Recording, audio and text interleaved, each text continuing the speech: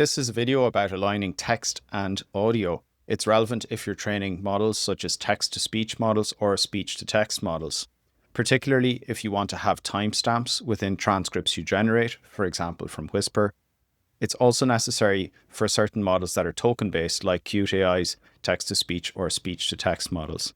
Last of all, if you're doing data preparation for training voice models, you often will want to chunk that data, and you would like the chunks to respect sentence boundaries. Again, having timestamps, which means being able to align the audio and the text, is important here if you want to do that. I'm going to show you a quick interface just to illustrate what I mean by alignment and some of the high-level knobs you can turn and choices you might want to make when doing so. Then I'll show you how this integrates into a commercial application with Trelis Studio. And last of all, I'll cover a little bit of theory on how voice alignment works. Here is a quick demo that I have vibe coded called Audio Alignment, and it shows us how to align using two different models. It'll give you a feel for what alignment is and how it works. It's included in Trelis Advanced Transcription or Advanced Audio repository, which you can find by going to trelis.com/advanced-audio. First thing I'll do here is just upload some voice. I've got a short recording. You can maybe listen to a short piece of it here. Solar 10.7b is the fastest.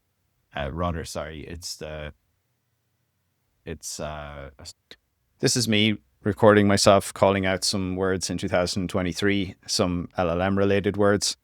And for convenience, I have connected up Fireworks so we can quickly transcribe this. Okay, so I've transcribed the text here. Normally I would make some corrections if I was going to train on this. Maybe I would put in some commas, for example, like this. I'm not going to be too worried because I mostly just want to align this with the audio. Now, there are two models that I have set up here. The first is MMS-FA.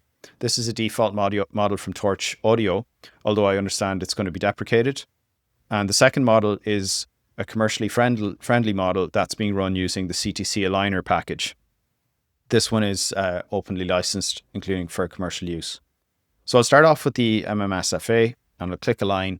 And in the background, the model is being loaded and the alignment is happening. So here's a sense. I'll just play it and you can see that what we now have is the text is aligned with the audio. So let me play here. It's a version of Mistral 7B with extra layers. Claude 2.1 is the latest model from Anthropic. So you can see here we have the alignment of audio and text. And then we have a list of timestamps for the words. So we have the starting timestamp and the end. And given we have this, if we now do some form of sentence detection, say using full stops, we could detect sentences if there were clean sentences, which there aren't because this is not necessarily clean text.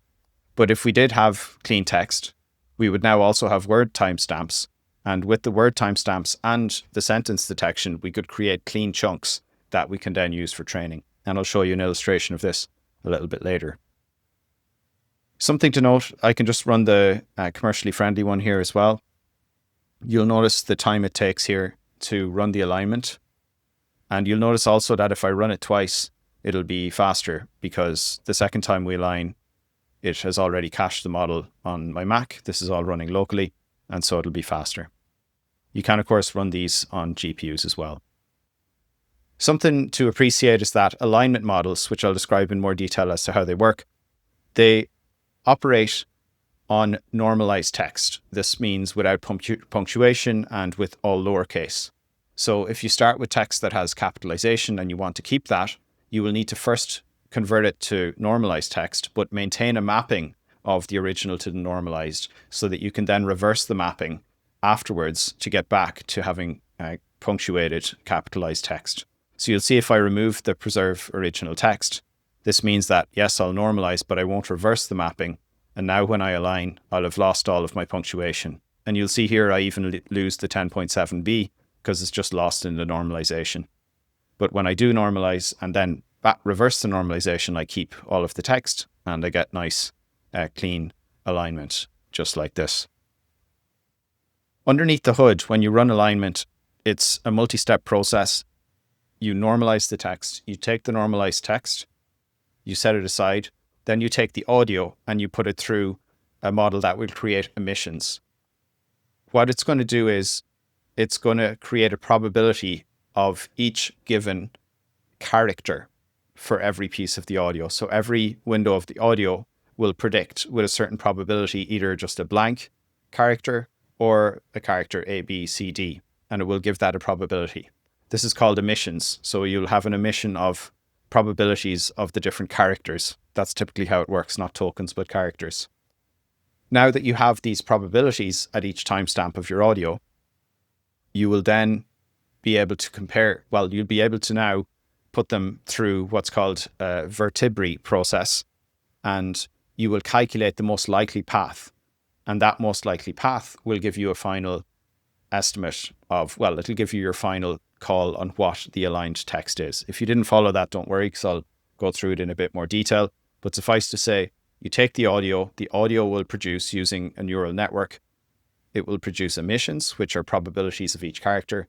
And when you have the probability of each character or spaces for each position, you will then run those through a Viterbi process, which is going to give you the most likely sequence.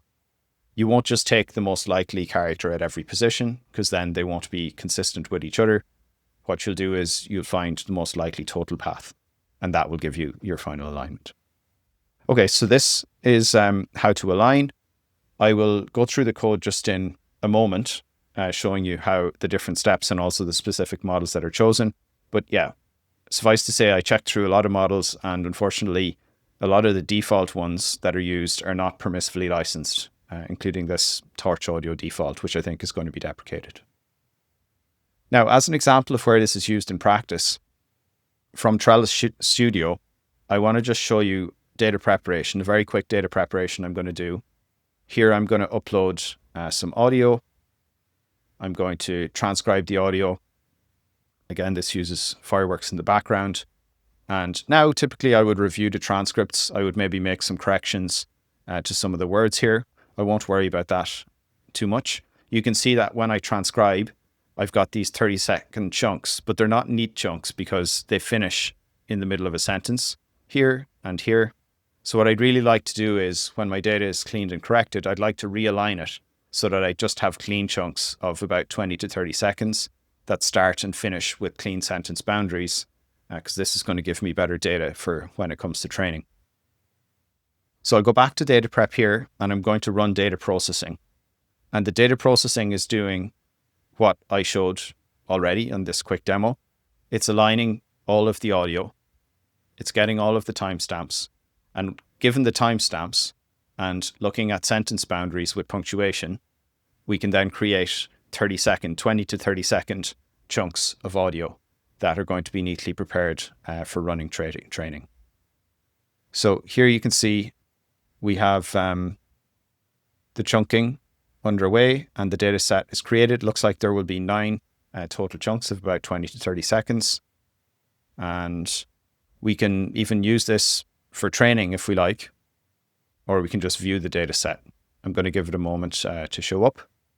If I wanted to use for training, I would just copy in the training data set name. I could just omit if I've no validation set, and then decide to train one of the Whisper models here and later deploy it with endpoints. But I don't want to get too distracted because I'm focused on alignment here. And we should have a look at the data set now. Yep. And you can see that there's now a series of chunks. There's also the word timestamps available here. And you can see hopefully each chunk is going to be clean and finishing at a neat sentence boundary, because I've been able to just take the first 20 to 30 seconds. And then, yeah, you can see the same for other text, such as here. Now, in certain cases, because I'm targeting between 20 and 30 seconds, if there is no sentence that ends between 20 and 30 seconds, you can still get a discontinuous sentence like that. But generally, we're going to be able to get these nice and consistent chunk lengths. And here, all I'm doing is creating neat sentence respecting chunks. But if you're training a model like Qt.ai's speech-to-text model, you actually need timestamps. Or if you're training Whisper with timestamps, which I hope to show later in another video, you need explicit timestamps for the words, and you need to actually inject timestamp tokens in the middle of these segments, or at least at the start and the end, so that the model learns how to timestamp. And so this is how models are trained to have a sense of timestamp. And you should know that Whisper models actually are trained with timestamps within their data. And that is why you can decide to inference with or without timestamps when you use Whisper. Now, if you just fine tune, it will often remember its ability to timestamp. So you can often fine tune without timestamp data. But if you're training a large amount and you're going to move the weights significantly, then probably you want to include timestamp data within your data set if you want to make sure the model doesn't do catastrophic forgetting. So that's a quick illustration of why timestamping might be useful. I'm going to show you some code now for the alignment. This is back in the advanced transcription repo. And you can see here, if I go into the server code, well, first of all, in the README, if you want to run this server, you can easily do so just by doing, let me see where my command is, uv run. It's just uv run python server.py, which will start up this server here that I showed you the example of. And if we go to the code, it's easiest if I go to the align function, which I'll increase in size here. So this function here will simply align some audio and text. It will take in some audio, it will take in some text, true or false as to whether to preserve the original words, their punctuation and capitalization, a choice of aligner defaulting to MMS-FA, the torch audio one, and then also language, which is needed as an input to the CTC align library. So first of all, we will read in the audio, then we will take that audio and we will convert it to a tensor. And so here we just have an audio waveform, and this is going to be passed into the alignment model, which is a neural network. Now, the neural network has got a finite length, so actually the audio will be chunked internally within the CTC library, and those chunks will all then generate emissions. Emissions, again, being the probability of each character. So it will give for each each audio frame, it will say what the probability of each character A, B, C is, etc. So that's the emissions generation. And to see that, you would have to go into the align audio. We'll just look at the CTC one.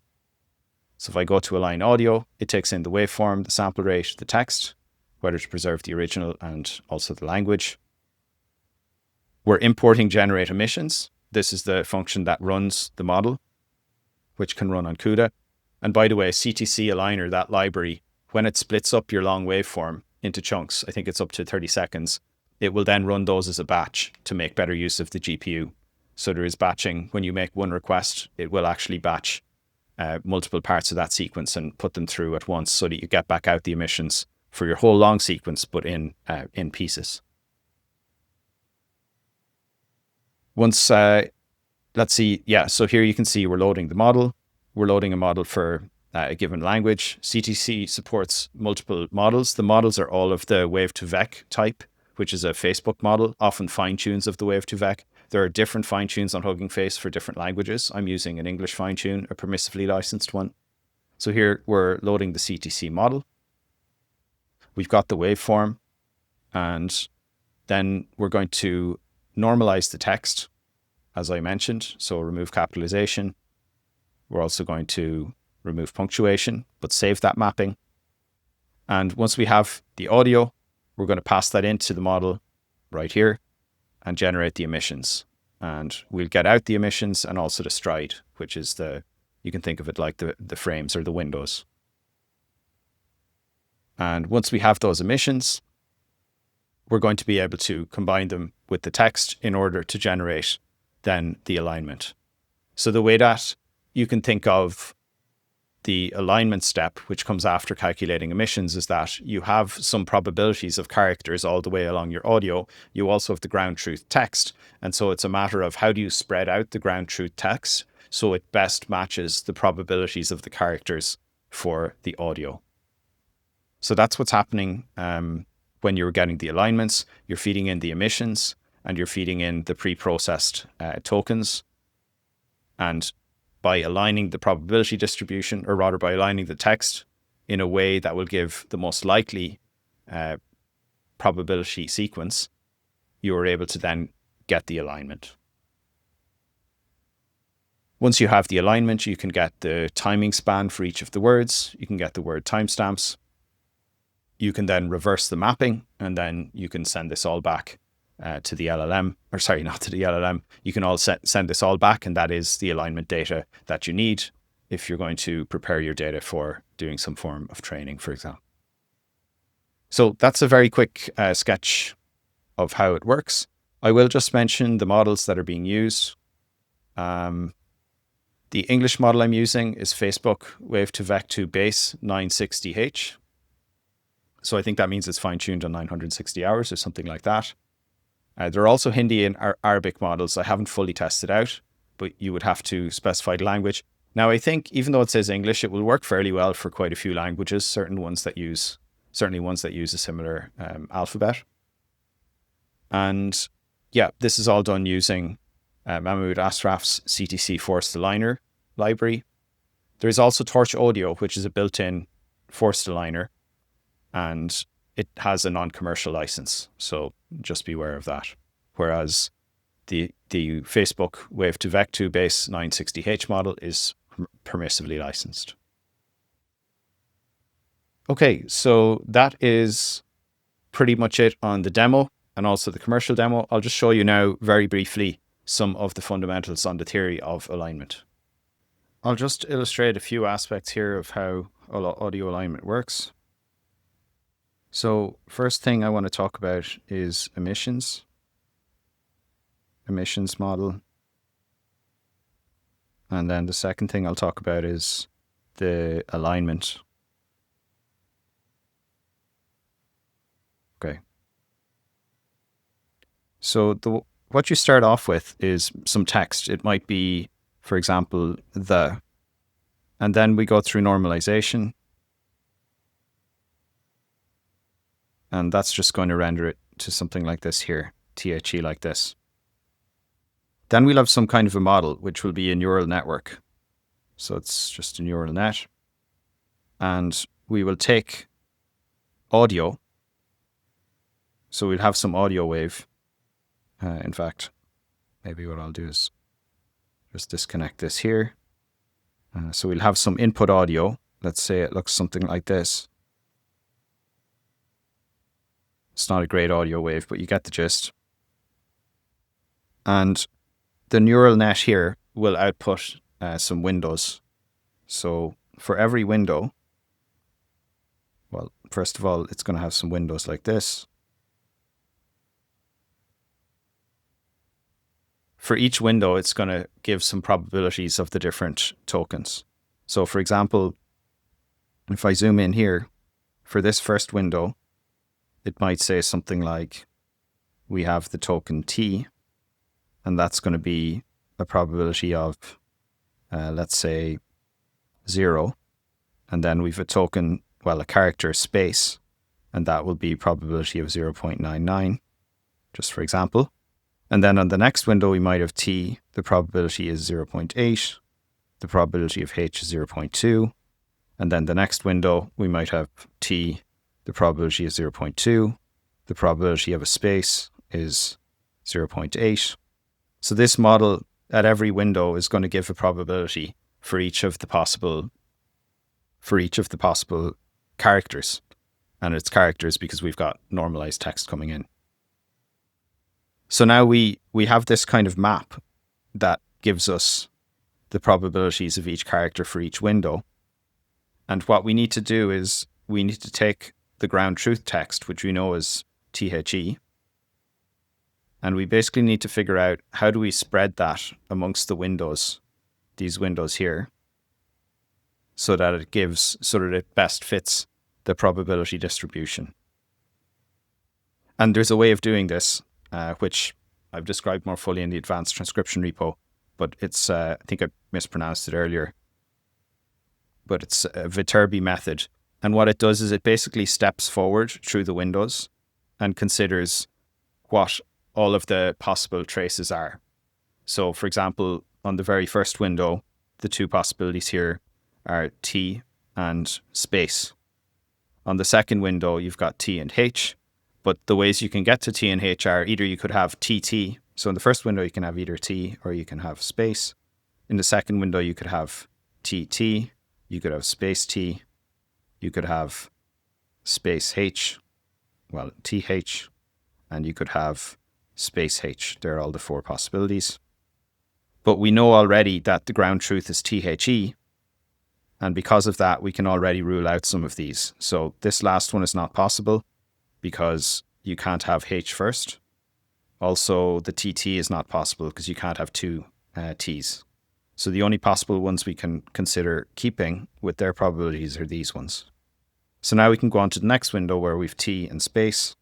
And in this case here, we could have underscore, well, just space TT. We could have THT. We could have space T space. And we can have TH space. But again, we can rule out a lot of these because they don't respect the actual outcome. So this one here is the only one that's valid. And by the way, the space is just, it doesn't mean an actual space. It means just kind of a silence or continuation. So actually this would be considered a valid possibility to continue because you have TH and then maybe the E will come in a later window here. So you can see by moving from left to right and by ruling out anything that's not possible, you will end up at the end with a number of sequences that are remaining. And you will also end up with the probabilities just by multiplying the probabilities through the trees like this. So you might have, 0.2, 0.1, 0.3, and you will select the most likely one. So this is how the alignment phase works. Now, I'm getting into more academic territory, but if you're interested in how these models are trained, the emissions model, not the alignment model, this is alignment, what I'm talking about here. But if you're interested in the emissions model, and I've spelled that with 2 M's, the way these are trained is actually on unlabeled data, which is kind of interesting. So you have a neural net, and it takes in some audio. So this is my audio representation here. And it's going to spit out these probabilities per window. And the way that you train it is you will do it with unlabeled data. And by unlabeled, I don't mean you don't have the text. You do have the text. So you will have these probabilities and you will have some ground truth text. But the text will be unaligned. So you'll have no timestamps.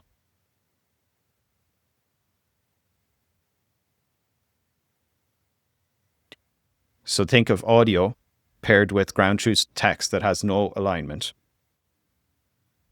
And the way that you make this work is the audio will output, again these kinds of probabilities for each window. And what you will do is you will keep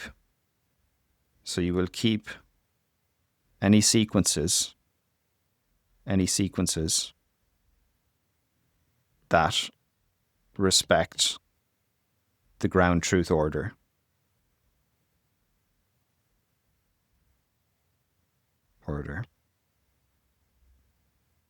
So you may actually keep multiple sequences. For example, if I have THE, I might end up keeping space T space H space E.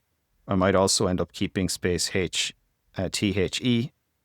I would also end up keeping space space space. These are all valid sequences. And by the way, I'm getting these just by inspecting the emissions, by inspecting the output probabilities for each character at each position. And now it turns out, and this is maybe a little surprising, if I just maximize the sum of the probabilities of these sequences, if I just maximize the probabilities of those specific sequences and not the other ones that are invalid, like say HET would be invalid. If I just maximize the ones that are valid per the ground truth text order, that actually gives a model that tends to give very good alignments, because there often aren't that many valid alignments the model will produce that respect this order. So just by knowing the correct order of the characters in the ground truth text is actually enough to be able to tune a base model. So you take, as I said, a model that takes in audio and gives out probabilities. Well, you train it to do this, and this is the loss function that you're going to train it on in order for it to work. Now, typically this is the post-training. So you would post-train a model to do this.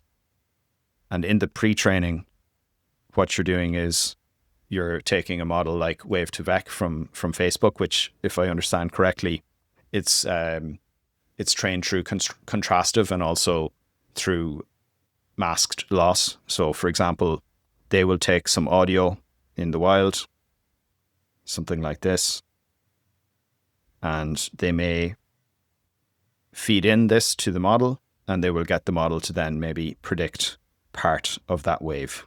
So you'll give it a full signal, and you will get it to predict the part here that has just been masked out.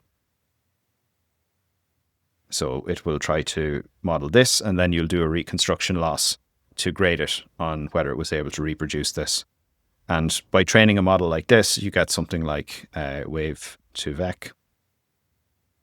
This is the base model that you would pre-train, and then you pass this to post-training, where you change the outputs that it's given, but it's able to handle audio pretty well. And now you train it to predict the probabilities of the characters that you need.